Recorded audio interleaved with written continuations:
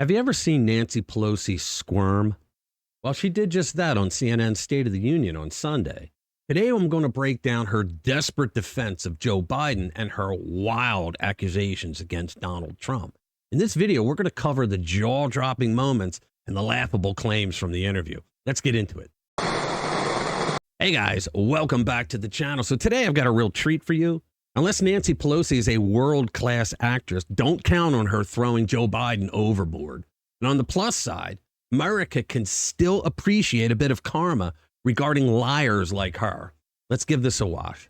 CBS YouGov poll out this morning that was taken after the debate finds that 72% of voters now say they do not think President Biden has the mental or cognitive health to serve as president. Remember that number, guys. 72% say that Biden shouldn't be running for president because he has dementia. Remember that. Here with me now is one of the top officials in the Democratic Party, a close ally of President Biden, former House Speaker Nancy Pelosi. Thank you so much for being here. What is your reaction to that poll? 72% of voters say they don't think that the president is fit mentally or cognitively to be president. Well, what do they think about the other guy? Do they think that he has the intent? I want you to notice something. She will not talk about anything that happened during the debate, and she doesn't mention Trump's name throughout the entire interview. She calls him the other guy. Integrity to be president after that performance. Let us not make a judgment about a presidency on one debate. Let's talk about what it means to people in their lives. And that's why you're not seeing much change in the polls. Well, actually, we are seeing changes in the polls, Nancy. Dana Bash just said 72% of people polled think that Joe is in cognitive decline and shouldn't be running. Here's Pelosi still ignoring the question and talking about job creation. Care about job creation in America. 15 million more jobs created by Joe Biden. The worst job performance record since Herbert Hoover for the other guy. For the other guy. She just won't mention his name. The fact of the matter is that Trump had the greatest economy. He had the lowest record lows all across the board for unemployment. And the fact was COVID knocked all that out. If you remember, it was the governors that shut down their businesses. Trump didn't shut anyone down. It was the governors that did that. And a lot of the Democrat governors extended it beyond what a lot of red states did. But on the same token, the 15 million jobs that were created under Biden, I mean, we've had economist after economist after economist tell us that the overwhelming majority of those jobs went to foreign-born workers, including illegal aliens, and that the majority of those jobs were part-time. They were not full-time jobs. Now, Dana Bash isn't going to correct her because they're both on the same side. And here we go with Pelosi. She's going to tout all the liberal things that Joe has done, like climate change and all that. But then she goes on to claim that Trump is the one that will bring us inflation. Give this a listen. Concerned about saving the planet. You're a young person, you're caring about the planet and its future. Joe Biden, the first person in the Congress to pass a resolution to study the climate change in the 80s, even before I was in Congress. A guy who goes to the fossil fuel industry and says, give me $1 billion. Yeah, I'm going to rob you. This is highway robbery. Give me $1 billion. So I can reverse what happened in the IRA to save the planet. The list goes on and on, whether you're talking about guns and the rest. And 16 Nobel laureates said. 16. Do you ever notice that the Democrats always throw these numbers out?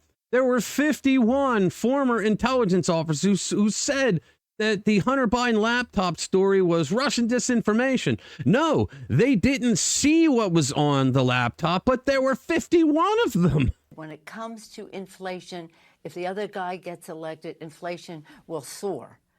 Can you believe this? So, the other guy.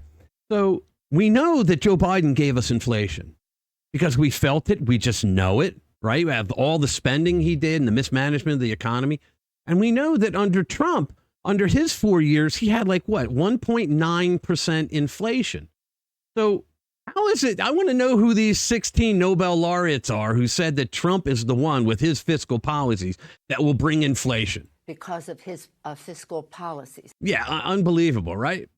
Here she is with another quick dodge to get out of talking about the debate. It's not about performance in terms of a debate. It's about performance in a presidency. And Joe's performance has been abysmal. Am I lying?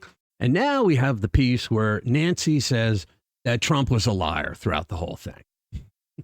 The fact is that the reaction to the lies of Donald Trump is something that maybe TV isn't focusing on, but people are. And to have a debate where you have to spend half your time negating what he said because he has knows nothing about the truth. Try to be a conservative sometime, Nancy. I mean, think about this, guys. She's saying that Trump lied. Now, I'm a conservative. I'm a Trump supporter, admittedly. So I'm going to say I'm biased. However, I don't think Trump lied about anything during the debate. I mean, these guys, the way they say it is like Trump says, oh, yeah, I loaned the guy $1,000. And they go, oh, well, we did an investigative report on CNN here, and we found out that after taxes, the guy only made $900 and some odd dollars. Therefore, Trump lied about saying giving him $1,000. That's the way that they consider Trump lies. But the fact of the matter is we could count lie after lie after lie by Biden. And I myself could not believe that he told the Charlottesville lie. That thing has been debunked so many times, and yet he went along with it. It was debunked so many times that Jake Tapper and Dana Bash, Trump pointed out that they had pointed out that it was a lie, and Joe went along with it anyway. So here we have Pelosi saying that Biden represents integrity while Trump represents dishonesty. On one side of the screen, you have integrity.